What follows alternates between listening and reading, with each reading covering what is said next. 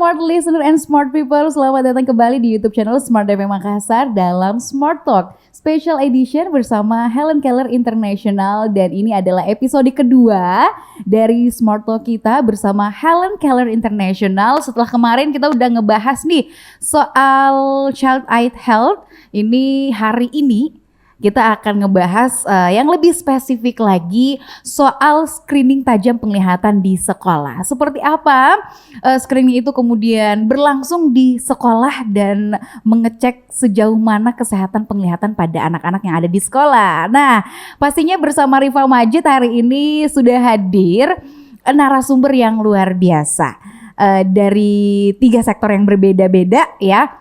Yang pertama yang ada di samping saya, dokter cantik. Hari ini ada Dr. Marlianti N. Akib, SPMK MKes alias Dr. Yanti. Assalamualaikum Dr. Yanti. Waalaikumsalam Mbak Rifa. Apa kabar dok? Alhamdulillah baik. Selamat datang di studio Smart Talk kita ya hari ini. Dan Dr. Yanti ini dari Perhimpunan Dokter Spesialis Mata Indonesia Cabang Sulawesi Selatan alias Perdami Sulsel ya. Terus selain ada Dr. Yanti, juga ada yang cantik di sini, yaitu merupakan District Officer Helen Keller International, ada Mbak Marlianti Atka. Halo Mbak Ati. Halo Mbak Rifa, selamat pagi. Pagi. Gimana hari ini? Alhamdulillah sehat. Sehat ya, semangat untuk kita ngobrol ya hari ini. Pasti dong. Pasti dong. Nah, satu-satunya yang ganteng di antara kami hari ini jauh-jauh loh datang dari Kabupaten Sopeng adalah Bapak Arsal Syam SPDMM. Beliau ini merupakan guru ya? Iya. Di SD Negeri 135 Salebo Mario, Kabupaten Sopeng. Iya, betul sekali. Apa kabar Pak Arsal? Alhamdulillah sehat. Selamat datang di studio kita hari ini jauh-jauh dari Sopeng ya. Ya. Gimana Sopeng? Sopengnya saya di Taman Kalong, lebih tepatnya. Dekat dengan kumpulan kelelawar itu. Ya. Oke. Dan hari ini karena spesial banget ya, ini adalah Smart Talk Special Edition bersama dengan Helen Keller International. Jadi topik kita adalah screening tajam penglihatan di sekolah gitu ya. Kalau di episode sebelumnya kita udah membahas nih soal programnya bersama dengan Helen Keller International. Nah, sekarang nih kalau kita berbicara soal penglihatan, itu adalah salah satu anugerah terbesar. Kita bisa melihat keindahan dunia dari penglihatan. Tapi gimana kalau misalnya penglihatan itu hilang? Kita nggak bisa melihat sama sekali. Apalagi untuk anak-anak. Data dari WHO yang pernah saya baca, kurang lebih 19 juta anak itu mengalami gangguan penglihatan. Ataupun bahkan kebutaan. Dan 12 juta di antara mereka itu penyebabnya adalah gangguan refraksi. 53% bahkan dari data WHO, penyebab dari kebutaan itu gangguan refraksi. Nah, dari data sebesar ini dan ini cukup mengagetkan juga karena lebih dari 50% ya kan, Dok? Iya, tapi betul. Dengan data seperti ini saya mau konfirmasi ke Dokter Yanti. Apakah realitanya memang seperti itu di Sulawesi Selatan gimana sebenarnya? Iya, terima kasih ya Mbak Rifa. Jadi kalau dari pengalaman saya sebagai dokter mata sejak tahun 2010, kemudian saya melakukan praktek hingga saat ini, memang yang terbanyak pasien yang datang kalau untuk anak-anak adalah pasien dengan kelainan kacamata. Nah, apakah dia memang datangnya untuk mengukurkan kacamata atau kebetulan matanya merah, terus datang berobat, ternyata setelah diperiksa baru ketahuan anaknya itu ternyata minusnya 3 atau bahkan saya pernah ketemu anak yang minusnya sampai 11 padahal usianya baru 5 tahun. Itu parah ya? Parah sekali. Dan ujung-ujungnya bisa terjadi kebutaan gitu dokter? Kebutaan permanen sebenarnya kalau kita kategorikan kebutaan bukan berarti dia sama sekali tidak bisa melihat. Namun kalau pada anak-anak itu kan ada yang namanya periode emas. Jadi perkembangan penglihatannya kalau dia sampai usia 8 tahun, kemudian penglihatannya tidak bagus, maka penglihatan itu akan permanen sepanjang hidupnya. kalau memang tidak diberikan kacamata dalam waktu yang dekat. Oke, dan itu sebabnya kebutaan pada anak harus sejak dini diwaspadai gitu ya dok? Betul, untuk mencegah tadi penurunan penglihatan yang permanen. Jangan sampai sadarnya nanti besar, terus mau masuk kuliah misalnya baru ketahuan pakai kacamata, ternyata setelah dikoreksi untuk kacamatanya, walaupun pakai kacamata juga penglihatannya tetap tidak bisa maksimal. Ini karena terlambat diperiksakan. Oke, baik. Jadi harus sejak dini. Sejak usia berapa sebenarnya dok? Ya, sebenarnya untuk periksa penglihatan bisa dimulai sejak usia 3 tahun. Namun untuk sekarang kita bisa paling lambat saat anak masuk SD. Jadi kelas 1 SD paling tidak sudah harus pernah diperiksakan matanya 1 kali. 1 kali. Itu paling lambat. Paling lambat dan paling minimal ya? Paling cepat di usia 3 tahun. Paling lambat usia 6 tahun itu sebenarnya sudah harus 1 kali pernah periksa mata. Tapi selain tadi yang sudah saya sebutkan ya dokter ya. Nah dari yang saya sebutkan tadi dokter, salah satunya kan adalah gangguan refraksi gitu, adalah penyebab gangguan penglihatan. Selain itu apa lagi penyebab yang lain? Penyebab gangguan penglihatan yang lainnya bisa disebabkan karena mata merah, kemudian matanya juling, dan yang biasa kami temukan juga kalau ada bintik putih di mata hitamnya. Jadi kalau kita lihat mata hitam itu di tengah-tengahnya kan ada bulatan lagi, di situ biasa ada bintik putih. Nah itu biasanya penyebab kebutaan, salah satu gangguan penglihatan ya, bahkan bisa sampai kebutaan kalau misalnya tidak dideteksi. Baik, jadi mata juling tadi, merah, dan juga ada bintik putih di mata. Betul. Nah, kemudian dari penyebab-penyebab itu kita harus tahu dong kondisi tadi seperti dokter udah bilang minimal udah harus periksa nih dari usia 3 tahun gitu ya. Cara untuk bisa mendeteksi bahwa si anak kita atau bahkan kita sendiri mengalami gangguan penglihatan. Ya. Caranya bisa dari orang tua ya yang mendeteksi, atau bisa dengan cara memeriksakan diri anaknya ke posyandu atau puskesmas terdekat. Cara simple yang bisa kita lakukan di rumah adalah melihat kebiasaan anak. Jadi kita lihat, orang tuanya diminta untuk melihat apakah anak tersebut punya gejala-gejala gangguan penglihatan. Contohnya, anaknya kalau melihat matanya suka dipicingkan. Ya, itu salah satu tanda. Jangan-jangan anaknya perlu kacamata. Jadi jangan disepelekan. Kemudian biasa juga anak-anak kalau nonton kepalanya suka miring, ya. Kalau menonton dia miring. Nah, itu juga bisa jadi salah satu tanda. Dari samping ya? Ya, melihatnya dari samping. Atau kalau nonton TV, orang tuanya misalnya jaraknya jauh, itu sudah bisa lihat TV. Tapi si anak kalau ngeliat TV harus maju, baru bisa kelihatan. Nah, itu juga harus curiga. Biasanya tanda-tanda kelainan gangguan penglihatan. Gangguan penglihatan. Itu yang paling simpel bisa kita lihat. Itu yang paling simpel. Memicingkan mata dan melihatnya dari samping. Iya, atau bahkan beberapa orang tua yang datang juga mengeluhkan, dok mata anak saya kadang-kadang juling. Kalau baru bangun matanya juling, atau kalau dia lagi melamun, kemudian dia lagi sakit matanya suka lari dok. Itu salah satu yang paling sering juga saya temukan di klinik. Baik-baik, itu salah satu keluhan yang sering ditemukan. Tapi yang lain apalagi biasanya orang tua atau bahkan anak yang datang ke dokter keluhan-keluhannya apa saja? Keluhannya ya tayang tadi itu, kemudian matanya merah. Kemudian ada juga beberapa orang tua yang datang untuk men-screening dengan sadarnya karena orang tuanya itu pakai kacamata. Jadi bapaknya ada kacamata, ibunya juga ada kacamata. Nah, itu salah satu faktor resiko untuk anaknya menderita kelainan yang sama dengan orang tuanya. Seperti atau faktor genetik juga. Faktor genetik. Atau kan kita area sekarang kan sudah banyak gadget. Karena pemakaian gadget itu yang tadinya anak tersebut harusnya tidak butuh kacamata, tapi karena pakai gadgetnya berlebihan, akhirnya lama-kelamaan anak tersebut akan muncul minusnya. Itu juga bisa terjadi seperti itu. Aktivitas baca yang terlalu dekat sambil tiduran. Yang paling penting aktivitas yang main gadget yang sekarang itu lagi banyak-banyaknya.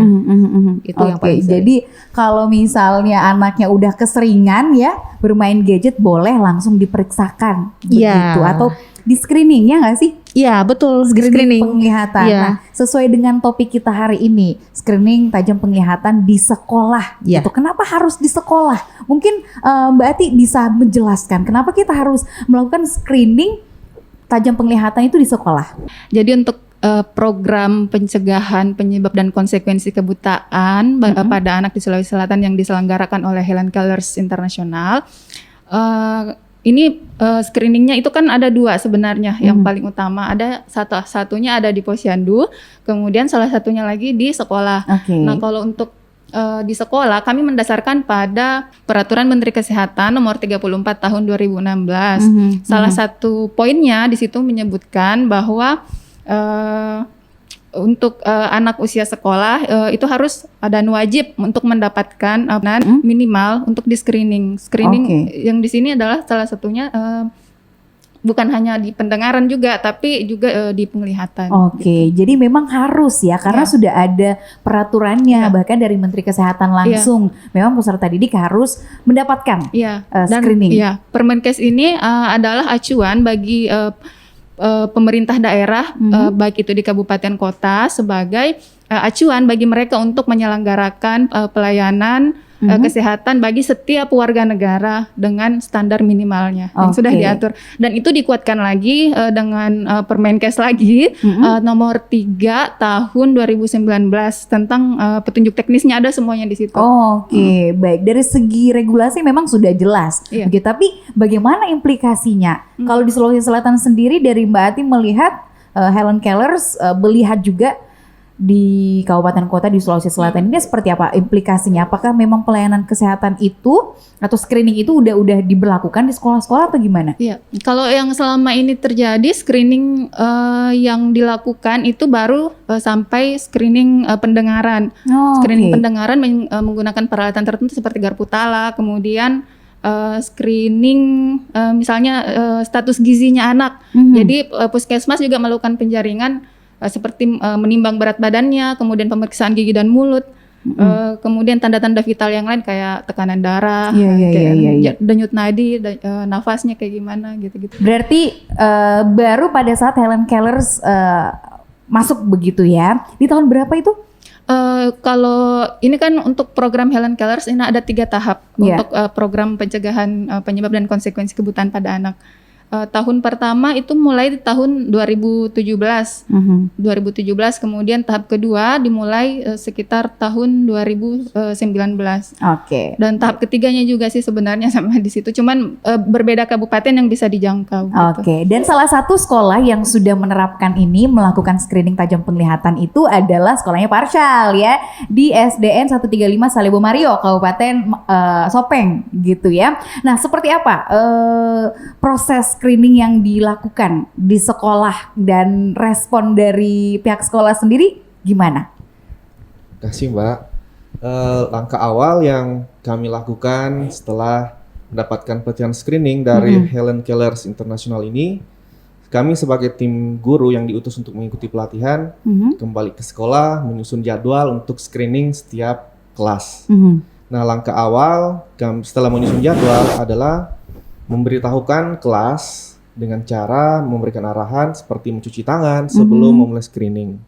Selanjutnya setiap siswa diatur rapi dan dipanggil satu persatu masuk ke dalam kelas. Nah, kelas ini sebelumnya telah dipasang Snellen chart dan beberapa peralatan seperti pen light dan daftar buku hasil screening siswa.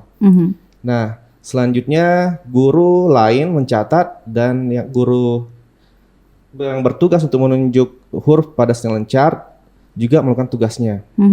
Langkah terakhir yang kami lakukan adalah memeriksa kondisi mata luar anak dengan menggunakan pen light tadi.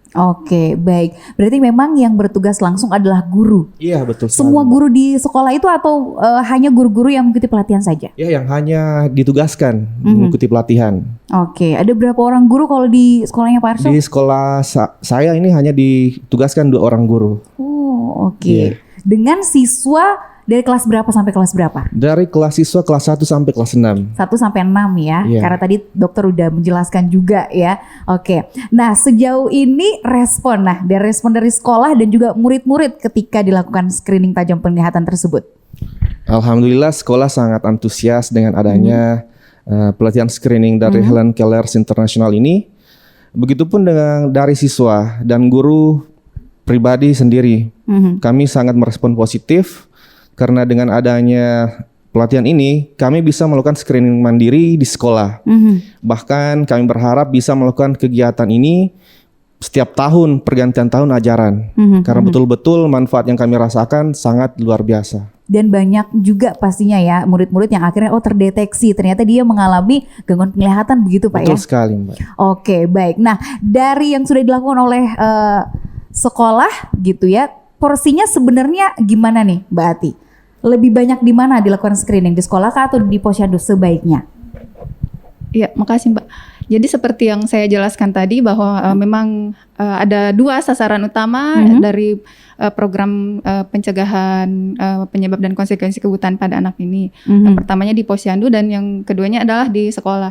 Nah, yang tadi kalau yang di sekolah kita mengharapkan bahwa screening itu dilakukan memang setiap tahun ya, setiap tahun di semua jenjang kelas. Meskipun menurut Permenkes yang benar-benar wajib itu hanya kelas 1 dan kelas 7. Murid baru ya? Iya, murid baru, tapi sebagai awal semua kelas itu harus di screening. Jadi pada saat tahun berikutnya itu tinggal men-screening lagi siswa yang baru masuk gitu.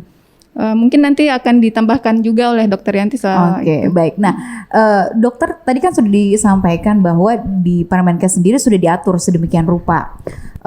Screening dilakukan hanya saat tahun ajaran baru saja dan untuk siswa baru. Apakah mungkin dari Perdami sendiri ada rekomendasi atau apalah seperti itu yang bisa kemudian diterapkan di sekolah-sekolah biar screeningnya bisa dilakukan setiap tahun? Iya, jadi kalau screening tersebut dilakukan pada awal tahun pelajaran atau pada awal kelas 1, sebenarnya di lapangan itu kita menemukan banyak kasus ketika anak tersebut di screening pada saat kelas. Kemudian setelah kelas 1 anak tersebut banyak menggunakan gadget, kemudian banyak melakukan aktivitas dekat. Di kelas 2 ada saja kemungkinan anak tersebut menjadi minus matanya. Sehingga rekomendasi kami adalah setiap tahun setidaknya anak tersebut 1 kali sudah harus melakukan screening penglihatannya untuk menjaga yang tadi itu. Jangan sampai di awal diperiksa terus ternyata aman, anaknya main gadget berlebihan, bacanya juga berlebihan, terus ternyata anaknya kemudian menjadi minus dan tidak diketahui. Nah, yang seperti itu untuk mencegahnya kita harusnya melakukan screening di setiap tahun. Oke. Sekali setahun lah. Sekali setahun, gak ada tawar-tawar lagi. Nggak gitu ada ya. tawaran. Oke. Nah, screening adalah salah satu cara untuk mendeteksi gangguan penglihatan gitu. Setelah ketahuan, terus gimana dok selanjutnya? Ya, setelah ketahuan kita kan punya kriteria, kriteria penglihatan yang dilakukan oleh guru seperti Pak Arsel. Pada kriteria tertentu nanti pasien tersebut akan dirujuk, kemudian kita akan melakukan pemeriksaan. Apakah anak tersebut memerlukan kacamata atau tidak? Nah, kalau dia memerlukan kacamata, ya itu harus dipakai kacamatanya. Oke, Ya, gitu. itu harus. Pemakaiannya juga setiap hari, terus-menerus kecuali saat tidur dengan mandi. Oke, baik. Ini kan juga pastinya peranannya ke orang tua ya. Betul. Kesadarannya bukan hanya ke anaknya tapi ke orang tua bahkan lebih penting karena orang tua yang akan membawa anaknya untuk screening dan juga memberikan fasilitas itu tadi dibantu untuk misalnya diberikan kacamata dan lain sebagainya. Jika orang tuanya merasa ya udah aman-aman aja nggak usah nggak perlu itu seperti apa untuk memberikan awareness gitu kepada orang tua. Iya, betul. Itu memang terjadi di lapangan seperti itu Mbak Rifa. Pada kenyataannya beberapa orang tua mengatakan bahwa dokter saya tidak mau memberikan kacamata kepada anak saya karena takut anak saya ketergantungan. Kemudian ada juga yang mengatakan dokter anak saya nggak mau deh anak saya pakai kacamata karena takutnya nanti minusnya tambah naik kalau anak saya pakai kacamata. Nah sebenarnya faktanya Jadi ini adalah mitos yang ini beredar. mitos dan fakta. Faktanya adalah kalau kacamata adalah alat bantu. Jadi kalau dia tidak pakai kacamata, jadi nggak bisa lihat. Bagaimana dia mau belajar dengan baik kalau penglihatannya tidak maksimal, ya. Yang kedua, kacamata bisa berfungsi sebagai obat karena dalam periode kehidupan anak ada yang disebut dengan periode emas. Itu bisa menyebabkan mata malas. Ketika anak tersebut yang harusnya pakai kacamata, namun dia tidak pernah pakai kacamata sampai usia 8 tahun, jadi selama 8 tahun penglihatannya terus kabur. Maka otaknya itu tidak akan terstimulasi dengan baik. Benar. Sehingga apa yang terjadi ketika dia usia 12 tahun baru minta kacamata, Oke, dengan kacamata penglihatannya bisa terbantu tapi tidak maksimal sampai 100%. Benar-benar. Akhirnya yang terjadi adalah ketika anak tersebut mau melanjutkan kuliah ke jenjang profesi tertentu yang mengharuskan anak tersebut punya penglihatan 100% betul, di situ kendalanya. Jadi dok, bisa nggak dioperasi kek dok? Saya boleh bayar berapa saja deh dok. Yang penting anak saya bisa masuk ke pendidikan profesi tertentu misalnya. Kita tidak bisa dengan apa-apa lagi karena memang persepsi otaknya sudah salah sejak kecil. Nah itu penyesalan luar biasa untuk bagi orang tua. Yang nggak bisa diulang Tidak lagi. bisa diulang lagi dan tidak ada terapinya. Itu hanya batasnya 8 tahun, Mbak Rifah. Jadi betul sekali kita harus melakukan screening sebelum usia tersebut, sebelum terlambat. Karena itu adalah periode emasnya. Periode emasnya, Anak-anak. penglihatannya masih bisa kembali normal dengan kacamata. Oke, karena Kalau memang stimulus di memerlukan otak kacamata. anak itu ya, karena kan anak-anak otaknya paling cepat menyerap gitu ya. Ya, dia seperti kertas putih. Jadi ketika dia lahir, apa yang dilihat itu yang ditangkap sama otaknya. Sumbernya adalah penglihatan. Sumbernya adalah penglihatan. Benar. Betul. Nah. Kan kalau mau menyerap pengetahuan, semua inderanya harus bagus, pendengarannya harus bagus, penglihatannya harus maksimal. Kalau salah satunya tidak bagus, maka penyerapan pelajarannya juga akan terganggu, akan maksimal. Benar-benar. Penglihatan pendengaran yang bagus, tapi penglihatan yang tidak bagus ya sama juga, otaknya tidak akan kerja dengan maksimal. Jadi sudah benar apa yang dilakukan di sekolahnya Pak Arsyal gitu ya, di SDN 135. Nah, dari hasil-hasil screening yang dilakukan, terus kemudian jika ada anak yang kedapatan nih, terdeteksi bahwa mengalami gangguan penglihatan, apa yang dilakukan oleh pihak sekolah? Rekomendasi selanjutnya gimana? Jadi anak-anak yang terdeteksi dini mengalami gangguan penglihatan, pihak sekolah segera mengambil tindakan. Salah satu yang kami tempuh adalah memberikan rujukan kepada puskesmas ataupun rumah sakit yang menjadi rujukan dari Helen Kellers International ini. Jadi ujungnya dirujuk begitu ya kepada tenaga kesehatan, Iya, pada tenaga puskesmas. kesehatan. Nah, apakah ada banyak kemudian anak-anak di sekolah SD 135 ini yang akhirnya diharuskan menggunakan kacamata? Dan apakah si anak-anaknya ini mau menggunakan kacamata atau gimana di lapangan? Dari hasil yang kami temukan, lebih dari 50% sih yang bermasalah, hanya beberapa saja yang memang betul-betul diberikan bimbingan atau diantar oleh orang tuanya langsung kepada puskesmas ini untuk diberikan apa istilahnya itu, diperiksa lebih lanjut matanya dan diberikan bantuan kacamata. Dan dari segi kemauan anak-anak sendiri untuk memakai kacamata, mereka mau sekali. Karena memang sebelumnya kami berikan pemahaman bahwa ini demi kebaikan kalian sendiri. Jadi pemahaman itu yang pastinya harus ditanamkan karena banyak kemudian kasus yang udah terdeteksi dikasih kacamata walaupun kacamatanya gratis tetap nggak mau gitu kan ya. Karena belum adanya kesadaran dan juga pemahaman akan pentingnya alat bantu penglihatan itu. Nah, ini juga berdasarkan hasil survei yang sudah dikeluarkan oleh Helen Kellers kepada pihak-pihak yang menjadi mitra gitu ya dari Helen Kellers. Nah, ini adalah pertanyaan yang juga akan saya berikan kepada dokter. Jadi dok, kita main tebak-tebakan ya. Boleh, boleh. Saya akan kasih repeat question untuk dokter. Jawabannya pilihan ganda, ada A, B, C, dan D. Nanti dokter tinggal menjawab saja pertanyaannya dan juga mungkin boleh dijelaskan gitu ya. Nah, untuk pertanyaan yang pertama, apakah yang menjadi penyebab terbesar dok dari gangguan penglihatan pada anak? A. Gangguan refraksi. B. Membaca dalam cahaya redup. C. Genetika. D. Penggunaan gadget. Waduh, ini kayak ujian. Iya benar kan? Ujian Pilihan masuk ganda. sekolah. Ya, jadi kalau untuk gangguan penglihatan yang terbesar penyebabnya saat ini adalah kelainan refraksi. Tapi yang tadi Mbak Rifa jelaskan itu penggunaan gadget, kemudian genetik. Faktor yang tadi itu adalah faktor-faktor yang bisa menyebabkan kelainan refraksi itu terjadi. Oh, oke. Seperti itu. Konsekuensi dari pemakaian gadget, konsekuensi dari misalnya orang tuanya ada riwayat menggunakan kacamata atau minus membaca tinggi, di cahaya redup gitu. atau cahaya redup itu bisa menyebabkan kelainan refraksi. Tapi yang terbanyak datang ke kita ya memang kelainan refraksi. Udah jadi udah apa namanya, udah jadi kelainan refraksi. Betul. Gitu ya. Oke, jadi itu yang paling banyak dok ya. Kemudian pertanyaan selanjutnya, Waduh, saya tegang ini.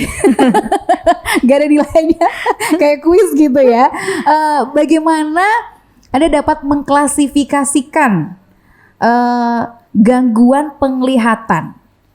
A. Ringan, sedang, B. Sedang, C. Berat, D. Semua jawaban benar. Jawabannya D.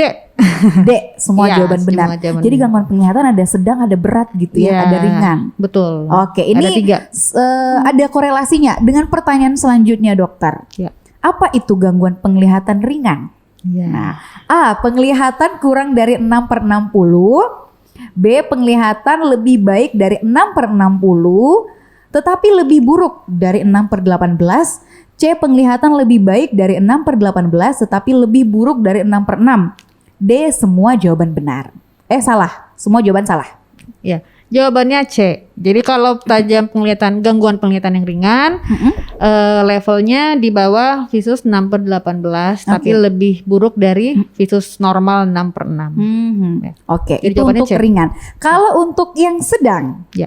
untuk yang sedang A. Penglihatan kurang dari 6/60. B. Penglihatan lebih baik dari 6/60, tetapi lebih buruk dari 6/18. C. Penglihatan lebih baik dari 6/18, tetapi lebih buruk dari 6/6. D. Semua jawaban salah. Jawabannya B. B. Di antara 6/18 sampai 6/60. 60 Iya. gitu ya. Itu yang diklasifikasikan gangguan penglihatan sedang. Iya. Sementara untuk berat, dokter. Untuk berat sendiri apakah A. Penglihatan kurang dari 6/60, kemudian B. Penglihatan lebih baik dari 6/60 tetapi lebih buruk dari 6/18. C. Penglihatan lebih baik dari 6/18 tetapi lebih buruk dari 6/6. Jawabannya apa ya? Boleh saya kasih waktu ya 1 detik Kasih aja tahu untuk nggak mikir? ya?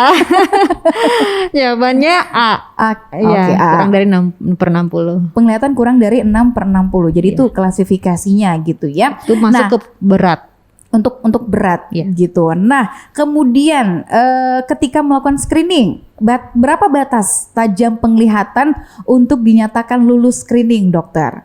A 6/6, B 6/9, C 6/12, atau D 6/18. Ya, batasnya 6/12. Cut off untuk screening penglihatan anak adalah level 6/12. Anak harus dapat membaca huruf pada level 6/12. Apabila anak tersebut tidak dapat membaca huruf pada level 6/12, maka anak tersebut dianggap gagal dan harus dilakukan rujukan. Oke, baik. Dan bagaimana? Ini kita ngulang lagi. Ini pertanyaan terakhir, tapi tadi Walum sudah dijawab. Ini karena kita kan main rapid question ya. Ya. Jadi bagaimana ciri-ciri sikap anak yang mengalami gangguan penglihatan? Jawabannya A. Anak sering memicingkan mata atau melirik ketika melihat sesuatu. B. Menulis dan membaca dengan jarak yang sangat dekat. C. Anak tidak bisa melihat papan tulis. D. A, B, C. Benar. Semuanya benar. Jadi Semuanya betul benar. yang tadi Mbak Rifa jelaskan. Kalau di sekolah, tadi kan saya menjelaskan yang di rumah. Kalau di sekolah keluhan yang paling sering adalah kalau mau lihat papan tulis, begitu tempatnya di rolling misalnya ya. Kalau di depan, duduknya di depan, anak tersebut lancar tulisannya, bisa baca. Begitu didudukkan ke belakang, bangku ketiga atau keempat, sudah mulai nggak bisa melihat. Nah, itu hati-hati. Itu Salah satu tanda itu. Iya. Makanya penting untuk guru-guru bahkan Betul. itu tahu ya Iya. bagaimana melakukan screening tajam penglihatan Iya. di sekolah. Nah, Dan pengalaman juga Mbak Rifas dalam praktek sehari-hari, ketika saya mendapatkan pasien yang memerlukan kacamata, itu saya bisa tanya ke orang tuanya, Bu, ini taunya dari mana ya Bu? Anaknya harus dilakukan screening. Sebagian besar menjawab anaknya itu ketahuan gangguan penglihatan dari gurunya. Oke. Jadi betul-betul peran guru itu penting sekali karena dari sekolah itu sudah bisa terdeteksi. Bahkan kadang-kadang orang tua tidak menyadari bahwa anak, oh iya dok, kok bisa anak saya pakai kacamata, kok bisa anak saya ada gangguan penglihatan. Di rumah dia baik-baik saja. Nah memang kalau gangguan penglihatan kalau disuruh lihat ini apa mama kenal, papa kenal, ini apa gelas tahu. Tapi kualitas penglihatannya itu beda. Ketika di sekolah, kenapa banyak terdeteksi di sekolah? Karena pada saat di sekolah dia harus baca huruf. Iya, ada aktivitas. Ada aktivitas menulis dan membaca. Iya, ketika harus membaca huruf dari jarak 6 meter, di situ dia kesulitan. Oke. Masalahnya di sekolah itu kan proses yang terjadi untuk peningkatan pengetahuannya, untuk pendidikan. Nah, itu kan sangat penting ya. Nah di situ makanya guru yang paling awal biasanya mendeteksi anak tersebut. Oke, jadi malah kebanyakan taunya dari guru. Betul. Gitu ya. Pak Arsel, seperti apa sih sebenarnya di lapangan tantangannya yang dihadapi oleh guru-guru itu seperti apa? Tantangan yang kami temukan di lapangan selama proses screening ini antara lain kami sebagai guru yang ditugaskan untuk melakukan screening ini tidak mendapatkan kompensasi semisal kredit poin yang bisa diperlukan untuk kenaikan pangkat. Meskipun kegiatan ini sangat bermanfaat bagi siswa kami, hanya saja pasti membutuhkan tenaga dan waktu ekstra. Karena pada saat melakukan kegiatan ini, beberapa siswa kami agak terhambat atau menyita waktu pelajaran mereka. Saya kira kalau segi tantangan hanya seperti itu, meskipun tidak terlalu berpengaruh sih juga. Hanya saja kami berharap di sekolah ada pihak-pihak yang lebih berwenang seperti kepala sekolah atau pemangku kepentingan yang di atas kami bisa memperhatikan bahwa guru-gurunya melakukan tindakan ini bisa diberikan kompensasi. Iya benar, biar lebih semangat lagi kan ya. Karena ini adalah pekerjaan tambahan sebenarnya di luar dari jam pelajaran ya kan Pak. Iya, Mbak. Dan itu butuh in charge lebih, tenaga, pikiran, harus belajar, bahkan guru-guru juga harus mengikuti pelatihan untuk melakukan screening itu sendiri. Oke, baik, dan seperti apa teknisnya? Gimana prosesnya ketika kita melakukan screening? Screening tajam penglihatan di sekolah atau madrasah.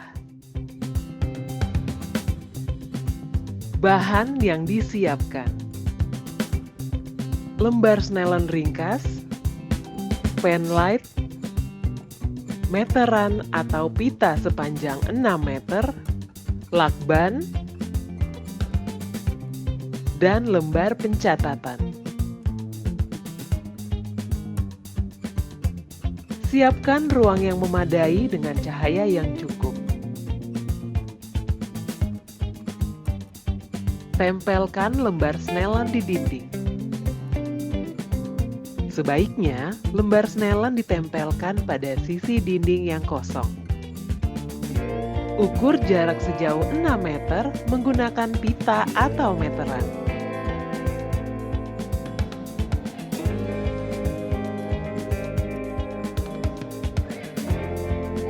Jarak Snellen dari lantai setinggi mata anak. Kaki meja tepat di depan lakban.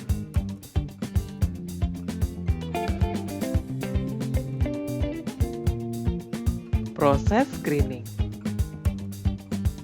Perkenalkan prosedur screening kepada semua anak di kelas sebelum proses screening dimulai. Anak diminta mencuci tangan sebelum melakukan proses screening. Pastikan anak merasa nyaman. Pandu anak menutup mata dengan benar.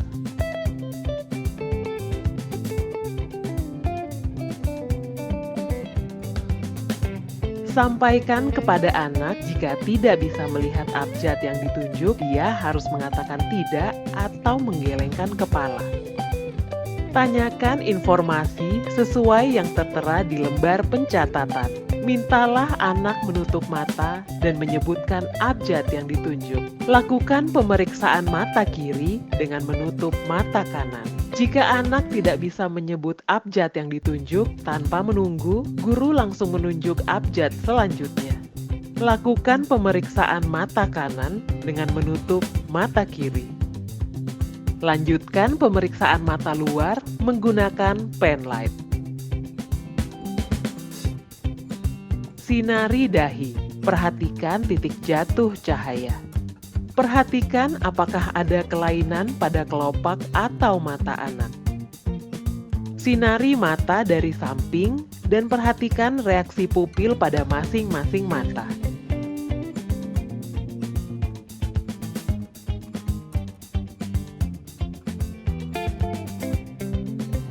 Setelah selesai, anak berikutnya dipersilakan masuk. Ulangi urutan proses screening.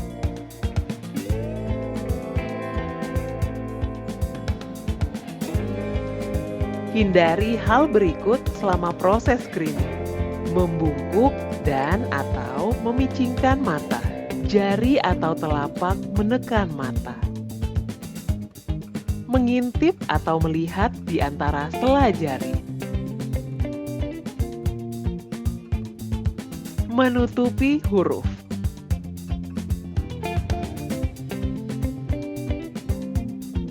Kondisi mata yang mungkin ditemui.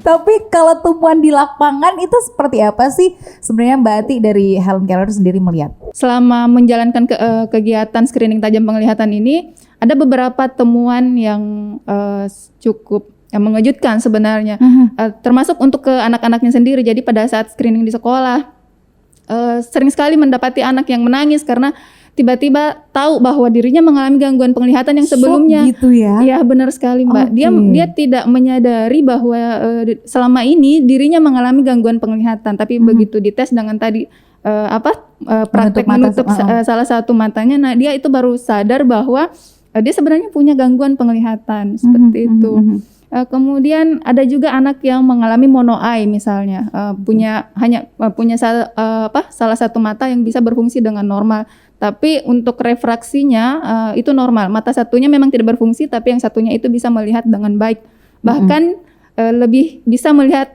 lebih baik daripada anak yang punya dua mata yang berfungsi baik gitu ya. Kemudian misalnya perilaku bermain di sekolah, saling kejar-kejaran, kemudian melempari matanya temannya dengan benda-benda tajam seperti ranting atau dengan lidi atau dengan pasir juga biasa seperti itu.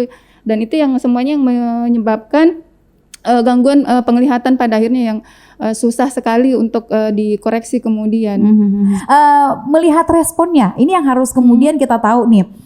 Anak-anak kan biasanya oke lah kalau orang tua udah paham gitu ya ketika diberitahu oh ada gangguan penglihatan nih. Tapi kan seperti tadi yang Mbak Ati katakan, ada yang bahkan sampai menangis. Nah, penanganannya seperti apa gitu untuk meyakinkan dan memberitahu, memahamkan itu gimana gitu. Jadi tinggal mengedukasi saja ke anak ini bahwa memang kondisinya butuh penanganan dengan kacamata seperti itu. Satu lagi kemarin kan kami sempat melakukan kegiatan refraksi di Sinjai ini untuk distribusi kacamata juga. Ada anak yang dalam jarak setengah meter itu dia tidak bisa melihat wajah orang yang memeriksa dia, tidak bisa melihat sama sekali. Jadi kami tanyakan, itu gimana proses kamu belajar di sekolah? Ya dia cuman melihat catatan temannya seperti itu, atau yang malah pernah kami dapat di Goa, anak itu minus 14 kalau saya tidak salah hasil refraksinya, dan dia caranya belajar dengan menghafal gerakan tangan gurunya. Jadi meskipun sebenarnya anak itu punya gangguan penglihatan, tapi mereka juga punya inisiatif tertentu. Bagaimana sih caranya? Iya betul Mbak. Bagaimana caranya dia bisa untuk tetap mengikuti pelajaran dengan segala keterbatasan yang dia punya seperti itu. Wow, menarik. Mengikuti gerakan tangan guru gitu ya. Dan memang sih yang paling diperlukan adalah kalau memang bisa dikoreksi dengan kacamata, itu akan lebih baik lagi untuk membantu penglihatan. Makanya sangat penting seperti yang sudah berulang-ulang Dr. Yanti sampaikan begitu ya. Nah, saya kemarin sempat bahas juga kan soal program dari Helen Keller sendiri akan berakhir katanya ya di tahun ini. Nah, selanjutnya seperti apa nih keberlanjutannya? Apakah ketika sudah tidak bermitra dengan Helen Keller, kemudian program ini akan berakhir atau seperti apa? Mungkin dari dokter dulu. Iya, jadi kalau sebenarnya kegiatan yang dilakukan oleh Helen Keller International ini, kalau kita lihat sebenarnya ini adalah kegiatan ideal yang sudah seharusnya dilakukan. Jadi bukan sesuatu yang baru yang harus kita lakukan sebagai tambahan, tapi memang sudah seharusnya seperti itu. Jadi kalau menurut saya program ini harusnya bisa dijalankan oleh masing-masing. Jadi kalau misalnya kayak seperti Bapak dari SD, harusnya program itu sudah menjadi bagian dari sekolah sendiri, bahwa setiap tahun akan melakukan screening pada semua anak yang ada di sekolah tersebut, dan itu tidak memerlukan waktu lama, sangat singkat. Setiap anak mungkin paling lama ya 5 menit paling lama. Itu setiap anak. Jadi dan walaupun itu sekali setahun lah ya, masa nggak bisa gitu ya sekali setahun. Benar. Iya. Jadi walaupun sudah tidak bermitra, pastinya ini akan menjadi program yang harus difokusi oleh sekolah.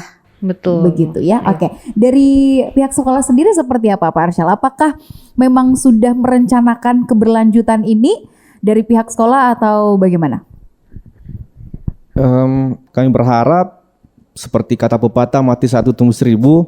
Mudah-mudahan setelah kepergian Helen Kellers ini sekolah-sekolah selain kami bahkan bisa menjadikan program screening ini bagian dari kurikulum sekolah mereka itu sendiri. Benar. Sehingga ini sudah menjadi kewajiban yang akan dilakukan setiap tahun.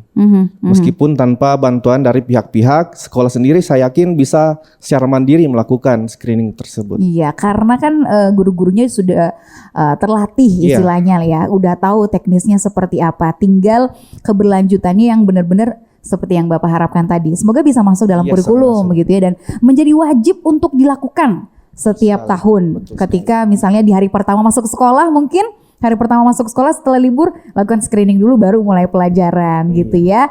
Jadi istilahnya Helen Keller saat ini menjadi apa ya, stimulus aja gitu. Kemudian nanti yang melanjutkan silakan pihak sekolah dan juga pemerintah daerah. Oke.